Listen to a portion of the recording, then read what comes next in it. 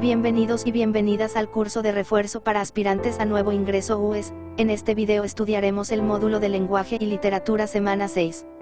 Objetivos. Reconocer y diferenciar las principales características de la literatura del siglo XX.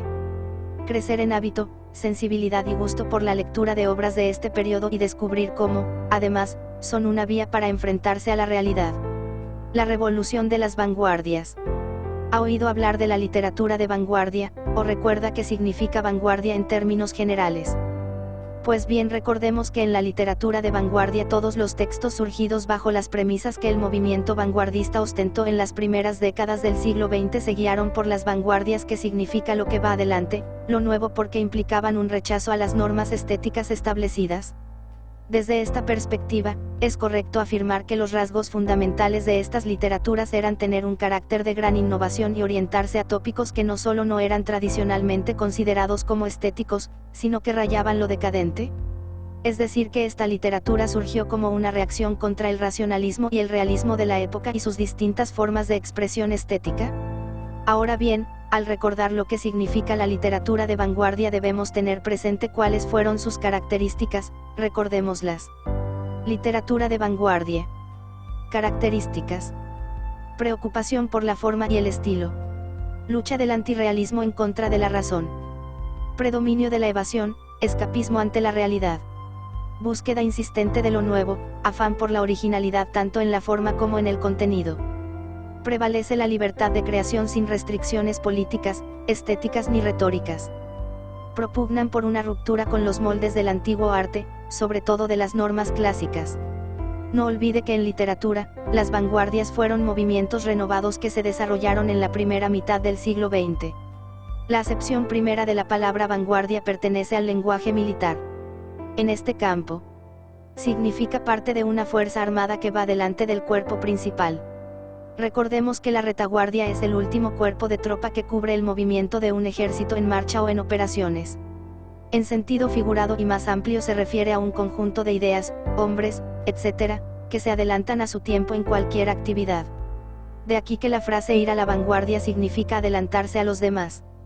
En Francia comienza a usarse el término aplicado a la política entre los socialistas utópicos, hasta que adquiere, con Marx y Engels, el sentido de minoría esclarecida encargada de conducir la revolución. Posteriormente se desarrolla el concepto entre los movimientos artísticos que se proponen romper con las convenciones estéticas vigentes. La política y las artes compartirán, unidas o relativamente separadas, el uso de la palabra vanguardia. Tanto España como los países americanos se harán eco, y reelaborarán, las vanguardias surgidas sobre todo en Francia, Alemania e Italia. El 20 de febrero de 1909 Marinetti difunde su manifiesto futurista. En la década siguiente, y debido al impacto que produce el estallido de la Primera Guerra Mundial, surgen el expresionismo, en Alemania, el dadaísmo y el cubismo. De la redacción de los principios estéticos de este último, tanto en pintura como en literatura, se encargan Pablo Picasso y Guillaume Apollinaire. En lo que a literatura respecta, el término vanguardismo o literatura de vanguardia se refiere a un conjunto de movimientos ismos, tendencia de orientación innovadora, principalmente en las artes, que se opone a lo ya existente, surgidos durante las primeras décadas del siglo XX, especialmente después de la Primera Guerra Mundial. Dichos movimientos surgen como una reacción contra el racionalismo y contra las corrientes realistas. El vanguardismo aparece en las letras europeas, ejerciendo en ellas gran influencia hasta fines de la primera mitad del siglo XX. Los autores vanguardistas, en sus creaciones, gozan de una amplia libertad. El uso del absurdo carece de límites. Esto genera que los autores y las obras vanguardistas presenten muchas variantes y aspectos que impiden una delimitada clasificación. Transformaciones y conflictos sociales del siglo XX y su impacto en la cultura. El siglo XX nos recibe con una de las guerras más devastadoras, la Primera Guerra Mundial 1914. Produjo más de 8 millones de muertos y otro tanto de heridos, y se suman a estos cerca de 4 millones entre prisioneros y desaparecidos. 32 naciones tomaron parte en esta guerra. Algunos países latinoamericanos, Brasil, Costa Rica, Cuba, Guatemala, Honduras, Nicaragua y Panamá, le declararon la guerra a Alemania. Pasadas las angustias de la guerra, surgen las literaturas de vanguardias. De aquí brota la literatura evasionista, que es una literatura que pretende apartar al ser humano de un mundo fatídico, lleno de unos recuerdos frescos y aterradores que hacen su vida ingrata y detestable. Surge el dadaísmo, que es un movimiento que abarca todos los géneros artísticos y es la expresión de una protesta nihilista contra la totalidad de los aspectos de la cultura occidental. Al cumplirse en 1927 el tricentenario de la muerte de Góngora, Gerardo Diego y Rafael Alberti convocan al acto conmemorativo. Estuvieron presentes Salvador Dalí y José María Hinojosa, en sustitución de Dámaso Alonso, entre otros. Nace la generación del 27, en la que coexisten diversas tendencias. En 1945 nace en Madrid el postismo, representado sobre todo por Eduardo Chicharro y Carlos Edmundo de Ory, que se encuentran en el Café Pombo. Su intento, muy próximo al surrealismo, es, no obstante, revisar la estética de todas las vanguardias de las primeras décadas del siglo. Declaran que en poesía pisan directamente sobre las pálidas cenizas de Lorca y Alberti. Para 1939 se iniciaría otra guerra, la Segunda Guerra Mundial. Sería esta aún más sangrienta que la primera. Alrededor de 55 millones de vidas fue el costo total. La estética de las vanguardias.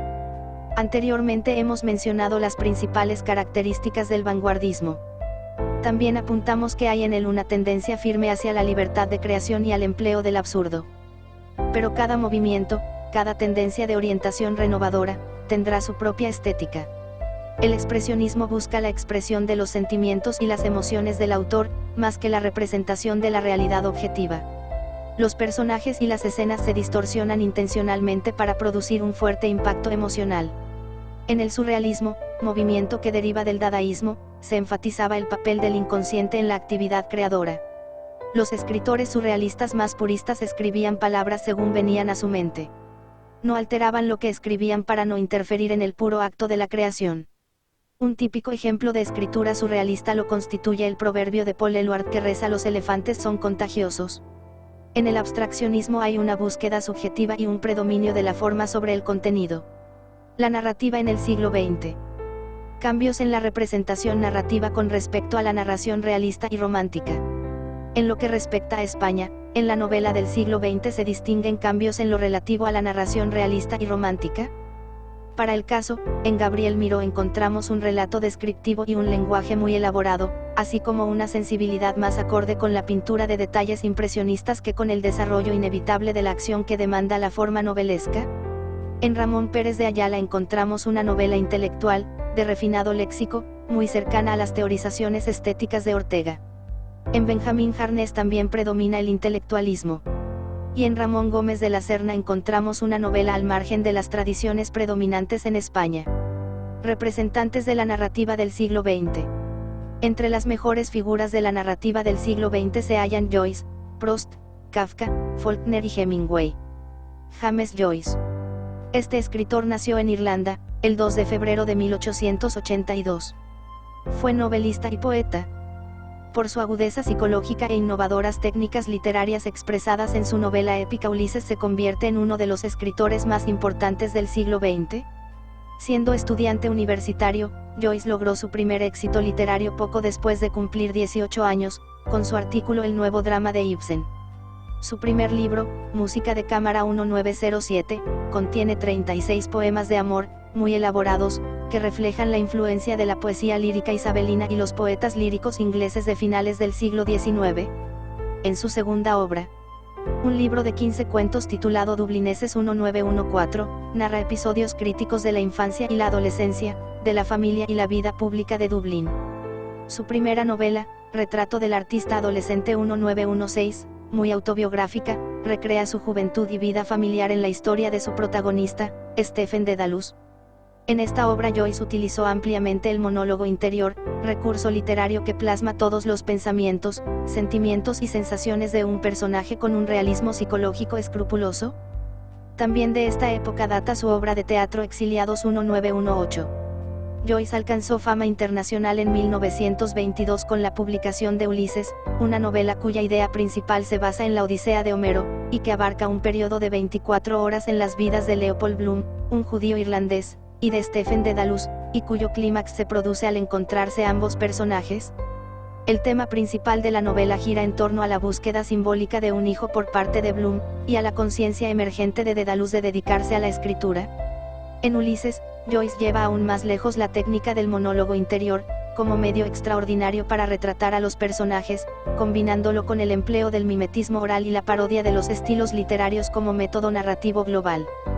Finnegans Wake 1939, su última y más compleja obra, es un intento de encarnar en la ficción una teoría cíclica de la historia. La novela está escrita en forma de una serie ininterrumpida de sueños que tienen lugar durante una noche en la vida del personaje Humphrey Chimp de Nearwicker.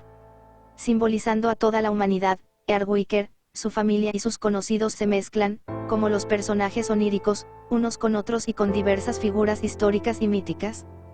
Con Finnegans Wake, Joyce llevó su experimentación lingüística al límite, escribiendo en un lenguaje que combina el inglés con palabras procedentes de varios idiomas.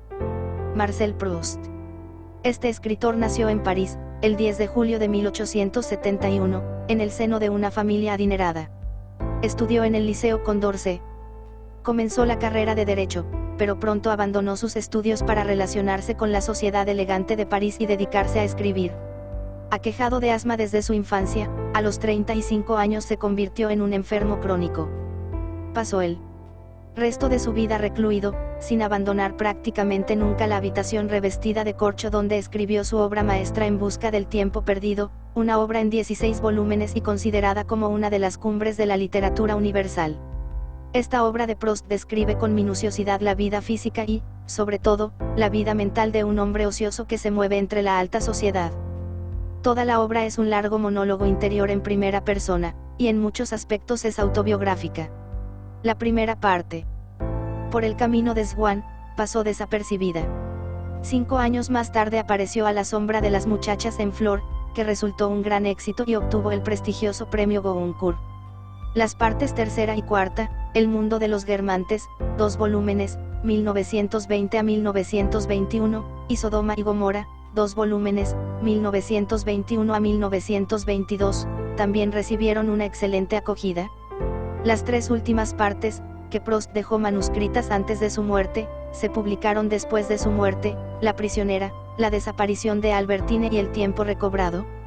En su novela En busca del tiempo perdido, Proust trata el tiempo como un elemento al mismo tiempo destructor y positivo, solo aprendible gracias a la memoria intuitiva. Proust percibe la secuencia temporal a la luz de las teorías de su admirado filósofo francés Henri Bergson, es decir, el tiempo como un fluir constante en el que los momentos del pasado y el presente poseen una realidad igual. Proust exploró con valentía los abismos de la psique humana, las motivaciones inconscientes y la conducta irracional, sobre todo en relación con el amor. Esta obra, traducida a numerosos idiomas, hizo famoso a su autor en el mundo entero, y su método de escritura, basado en un minucioso análisis del carácter de sus personajes, tuvo una importante repercusión en toda la literatura del siglo XX. Franz Kafka. Este escritor judío checo nació en Praga, que entonces pertenecía al Imperio Austrohúngaro, el 3 de julio de 1883, en una familia de clase media. Su padre, un comerciante, fue una figura dominante cuya influencia impregnó la obra de su hijo y, según Kafka, agobió su existencia. En Carta al padre, escrita en 1919, pero publicada, como casi toda su obra, póstumamente, Kafka expresa sus sentimientos de inferioridad y de rechazo paterno.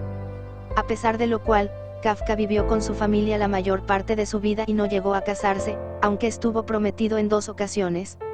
Su difícil relación con Felice Bauer, una joven alemana a la que pretendió entre 1912 y 1917, puede ser analizada en Cartas a Felice 1967. Pese a haber estudiado Derecho en la Universidad de Praga, Kafka encontró un trabajo en una compañía de seguros hasta que la tuberculosis le obligó a abandonarlo. Intentó reponerse, primero junto al lago de Parda y después en Meramo, hasta que en 1920 tuvo que internarse en el sanatorio de Kierlin, cerca de Viena, donde murió el 3 de junio de 1924. Kafka está considerado como una de las figuras más significativas de la literatura moderna. De hecho, el término kafkiano se aplica a situaciones sociales angustiosas o grotescas, o a su tratamiento en la literatura. Los temas de la obra de Kafka son la soledad, la frustración y la angustiosa sensación de culpabilidad que experimenta el individuo al verse amenazado por unas fuerzas desconocidas que no alcanza a comprender y que se hallan fuera de su control. En cuanto a técnica literaria, su obra participa de las características del expresionismo y del surrealismo. El estilo lúcido e irónico de Kafka, en el que se mezclan con naturalidad fantasía y realidad, da a su obra un aire claustrofóbico y fantasmal, como sucede por ejemplo en su relato La Metamorfosis. En este relato, Gregorio Samsa, el protagonista, un voluntarioso corredor de seguros, descubre al despertar una mañana que se ha convertido en un enorme insecto, su familia lo rechaza y deja que muera solo. Otro de sus relatos, En la colonia penitenciaria, es una escalofriante fantasía sobre las cárceles y la tortura. Contraviniendo el deseo de Kafka de que sus manuscritos inéditos fuesen destruidos a su muerte, el escritor austríaco Max Brad, su gran amigo y biógrafo, los publicó póstumamente.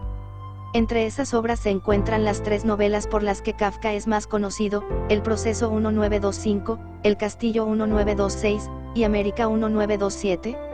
Resumen de La Metamorfosis. Al despertar Gregorio Samsa una mañana, tras un sueño intranquilo, encontróse en su cama convertido en un monstruoso insecto. Hallábase echado sobre el duro caparazón de su espalda, y al alzar un poco la cabeza, vio la figura convexa de su vientre oscuro, surcado por curvadas callosidades, cuya prominencia apenas si podía aguantar la colcha, que estaba visiblemente a punto de escurrirse hasta el suelo. Innumerables patas, lamentablemente escuálidas en comparación con el grosor ordinario de sus piernas, ofrecían a sus ojos el espectáculo de una agitación sin consistencia. ¿Qué me ha sucedido? Piensa Samsa que se trata de una fantasía y decide seguir durmiendo, pero no le era posible, pues la nueva forma le impedía acomodarse. Samsa es un comerciante viajero, y los constantes viajes lo agobian. Cree que el ajetreo diario es el causante de las visiones. A las 7 menos cuarto su madre le toca la puerta para que se levante, pues debe salir de viaje.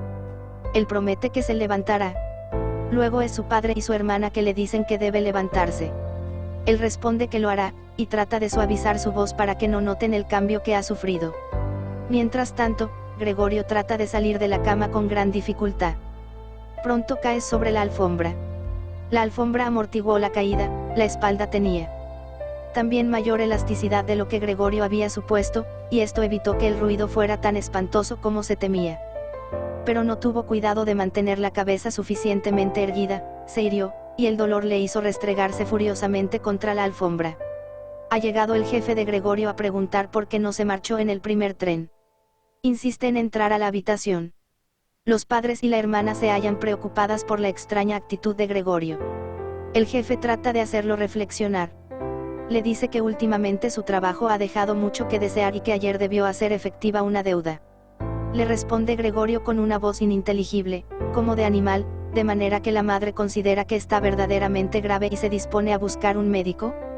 Gregorio se deslizó lentamente con el sillón hacia la puerta, al llegar allí, abandonó el asiento, arrojóse contra este y se sostuvo en pie, agarrado, pegado a ella por la viscosidad de sus patas. Descansó así un rato del esfuerzo realizado. Luego intentó con la boca hacer girar la llave dentro de la cerradura. Por desgracia no parecía tener lo que propiamente llamamos dientes. Finalmente consigue abrir la puerta, y el jefe, viéndolo, retrocede lleno de estupor y asco. La madre, también llena de espanto, rompe a llorar. Bueno, dijo Gregorio muy convencido de ser el único que había conservado su serenidad. Bueno, me visto al momento, recojo el muestrario y salgo de viaje. Me permitiréis que salga de viaje, ¿verdad? Pese a su estado, Gregorio está muy preocupado por la suerte que pueda correr su empleo, pues de él depende su familia. Desplazándose con sus patitas, trata de acercarse al jefe y apaciguarlo, pero este huye espantado. Entonces el padre, enérgicamente, lo hace retroceder hasta su cuarto. En la entrada, Gregorio se atasca y, cuando su padre lo empuja hacia adentro, sufre diversas heridas. Duerme un poco. Al despertar encuentra alimento, zambulló la cabeza en la leche casi hasta los ojos. Pero la leche, que hasta entonces fuera su bebida predilecta, no le gustó nada. La familia se acostumbra a la presencia del monstruo, a quien ven como a un enfermo. Extrañamente, prefiere las comidas descompuestas. Los alimentos frescos no le gustaban, su olor mismo le era insoportable.